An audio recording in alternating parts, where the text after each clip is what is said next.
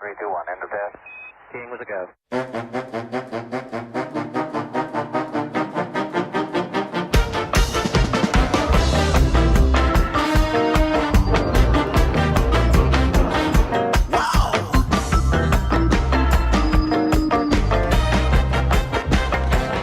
Well, hello there, and welcome to another edition of Warbird Wednesday. My name is Fred Bell. I am the Vice Chairman of the Palm Springs Air Museum, and today we're going down Trainer Lane. We're moving into the 20s and these more robust aircraft.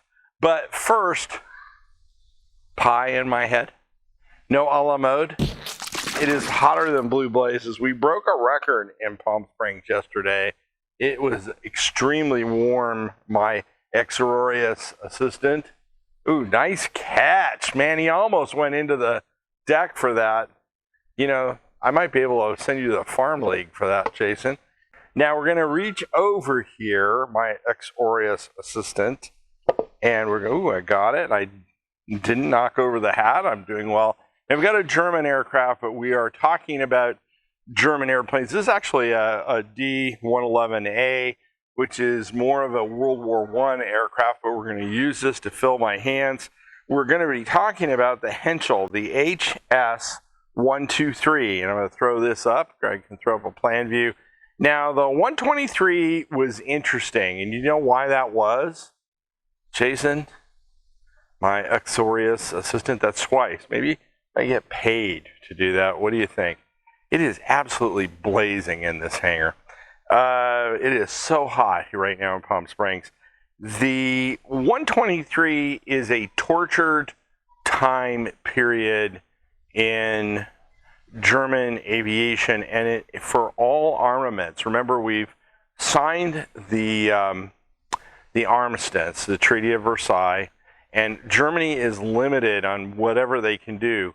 Now, by the 1930s and the early 1930s, German arms manufacturers were thinking about every workaround that they could come up with to build weapons of war or things that could be switched, dual-use weapons. Aircraft were no different, and this particular airplane, they were kind of walking a very fine line.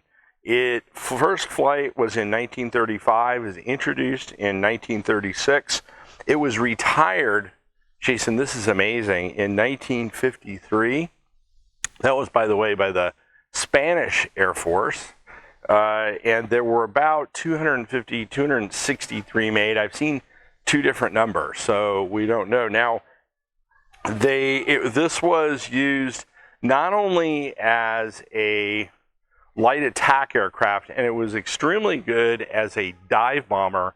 And the Germans were thinking in their, as they were building aircraft, that what they're going to do is use the 123 as a stopgap measure until they got the Ju-87, the Stuka. So as they were doing this, they were testing it against another aircraft called the Fi-98. And what they figured out was that the dive characteristics and the close air support characteristics of the 123 were so good that they never went past the prototype stages on the other airplane. Now, this aircraft was so good, I'm going to tell you a little bit about how famous it was in the German military, that there's actually a request from someone who will be tied back to World War I that I'll tell you as I get out to the close of this. But now they tried it and they tested a dive bomber. They built 4 prototypes. 3 of the prototypes they lost, Jason, in various dive bombing tests, but it worked out really well. And it had that kind of smaller lower wing that we've talked about, so it was extremely stable. So not only did it bridge the interwar period, but Jason, this actually made it into combat. It flew combat missions in Poland. They absolutely loved it. It was not a heavy bomb load airplane. It was light bombs, but you could deliver them directly on the target. It was very precise, and it also could operate in just the absolute worst conditions. Now, the manufacturer, Henschel, was actually a locomotive manufacturer. This was one of their very few forays into aircraft manufacturing, but man, they hit this thing out of the park. And so in the early war period, these were in such demand that they didn't see hardly any trainer activity. They were more combat aircraft, although you could argue that the 123 was also basically essentially a high-level trainer to when you had skills, and your next step was, in fact, a lot of the squadrons, German squadrons, when they transferred out of this, they went to the E-Series ME-109. So you can see that it really prepped the pilots well for that. So I'm going to pause, put this on the spindle, and I'm going to go to my salute. And that is, although they used their skills for nefarious reasons, the German aircraft designers were actually quite good. And a lot of things that we take for granted are really reworked now, are really reworked German aircraft designer when they were really pushing the edge of the envelope. Now, fortunately for us, a lot of the stuff that the Germans worked on, scientists never got to fruition, but everything from early space flight, flying wing, jet power, a lot of that came out of these minds of the Germans, and we're just very lucky that Hitler was such a lunatic that he could never focus all his resources, because he could have done a lot more damage, and thankfully that didn't happen. But to the skilled interwar German designers who were designing all these aircraft like the 123, I salute you. And today I'm going to salute you with a maple root beer. Now the calorie things on this, Jason, I looked at this, the calories on this are absolutely out of the park. 266 calories. Are they a member of the cane sugar? Yep, they're a member of the cane sugar mafia. So we'll go ahead and pop this, a little bit of a fizz. The only saving grace, it is ice cold. So to all those German designers, I salute you.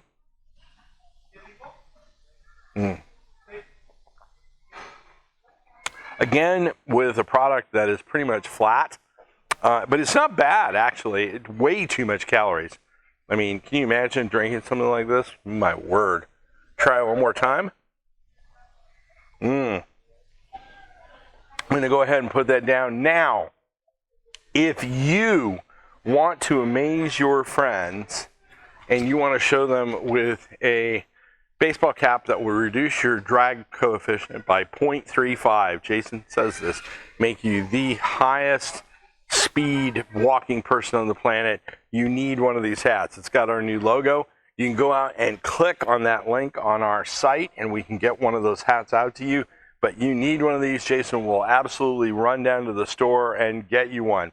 Now, as I said, the 123 was very prolific. Fought in the Spanish Civil War with distinction, made it into the war. In fact, in Poland, now the top speed on the aircraft was 212 miles an hour, so we're picking up speed.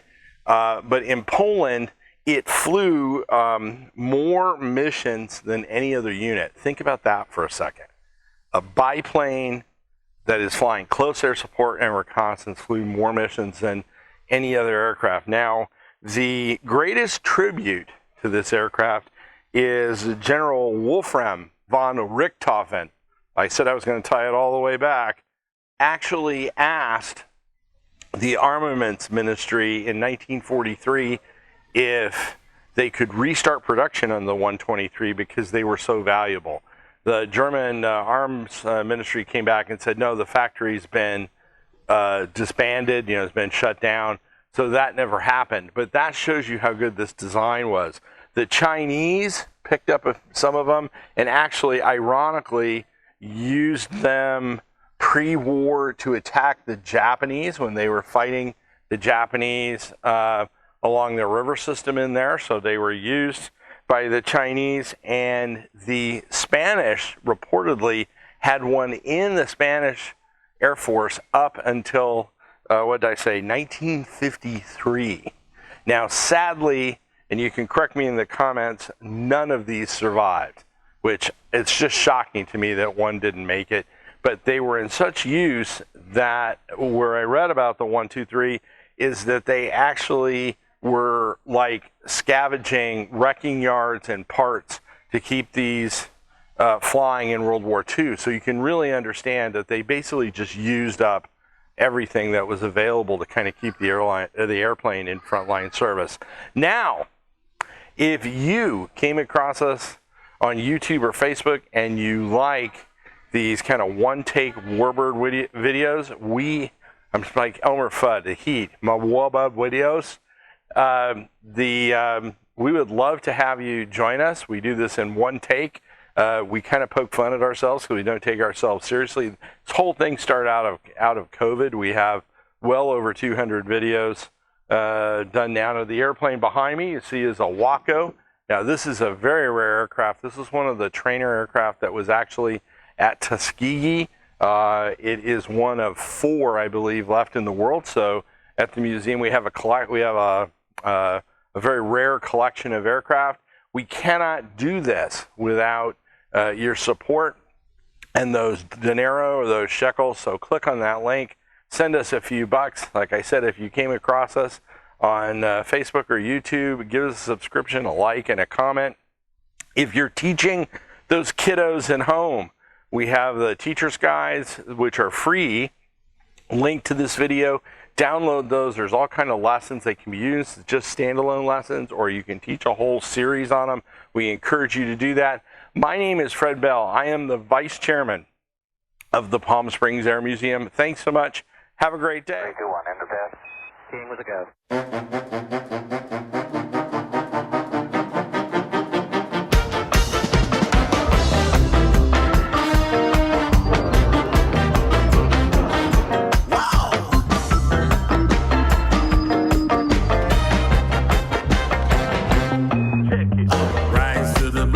Day, all my fears have gone away. I guess this means I'm here to stay. Yeah, I'm ready to fly, ready to fly.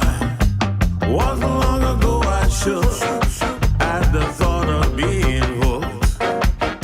But ever since I wrote my book, I'm ready to fly, ready to fly. Come along and join us, we can plug you in a simulator. We'll teach you how to dance and be